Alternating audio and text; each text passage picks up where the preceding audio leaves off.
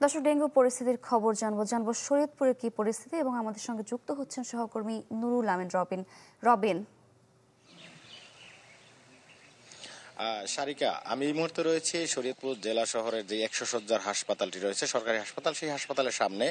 শীতের একেবারে শুরুর দিকে এসেও কিন্তু এখানে ডেঙ্গুর প্রকোপ কিন্তু একেবারেই থেমে নেই। প্রতিদিনেই নতুন নতুন রোগী আক্রান্ত হচ্ছে এবং হাসপাতাল কর্তৃপক্ষ যেটি বলছে যে গত 24 ঘন্টায় নতুন করে আর 8 জন ডেঙ্গু রোগে আক্রান্ত হয়ে এই হাসপাতালে চিকিৎসা নিচ্ছেন এবং এই 8 জন সহ জেলার যে সরকারি অন্যান্য হাসপাতালগুলি রয়েছে সবগুলি হাসপাতালে আজকে মোট 11 জন ডেঙ্গু রোগী চিকিৎসা নিচ্ছেন। আর জেলা সিভিল সার্জন কর্তৃপক্ষের তথ্য মতে যে এই পর্যন্ত গত জানুয়ারি থেকে গত 17 তারিখ পর্যন্ত, 17 নভেম্বর পর্যন্ত জেলায় মোট 1191 জন ডেঙ্গু রোগী আক্রান্ত হয়ে শরীয়তপুরের হাসপাতালগুলিতে চিকিৎসা নিয়েছেন, যার মধ্যে 1180 জন সুস্থ হয়ে বাড়ি ফিরেছেন এবং 11 জন বর্তমানে চিকিৎসাধীন রয়েছেন। চিকিৎসকরা যেটি বলছেন যে মূলত আবহাওয়া পরিবর্তনের কারণে শীতের প্রকোপ কিছুটা কম থাকার কারণে, বিশেষ করে তারা বলছেন 20 থেকে 23 ডিগ্রি তাপমাত্রায় পর্যন্ত ডেঙ্গু কিন্তু বংশ বিস্তার করতে সক্ষম। এখন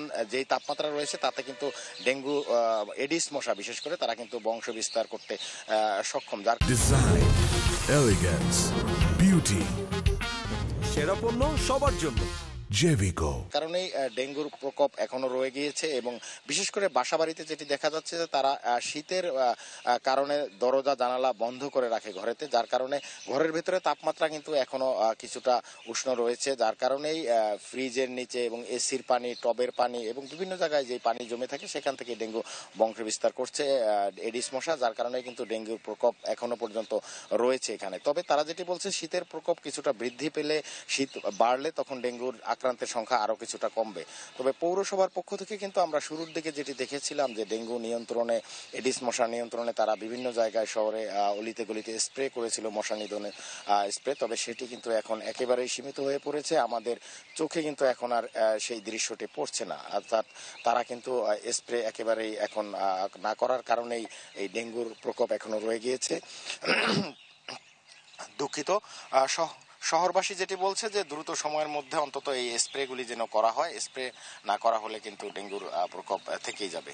তো এই ছিল আমার কাছে শরীয়তপুর থেকে ডেঙ্গু পরিস্থিতির সবশেষ তথ্য। রবিন, ধন্যবাদ আপনাকে। দর্শক, শরীয়তপুর থেকে ডেঙ্গু পরিস্থিতির খবর জানছিলাম।